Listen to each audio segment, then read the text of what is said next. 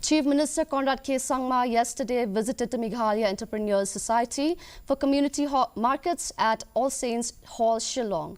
Speaking at the occasion, Sangma congratulated the organizers for taking up these wonderful initiatives.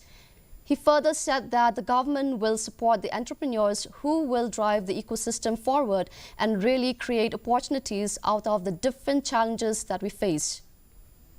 Crux of everything, when they came to me and met me and asked me to be here for this program, I was telling them that entrepreneurship is something that's very close to my heart also.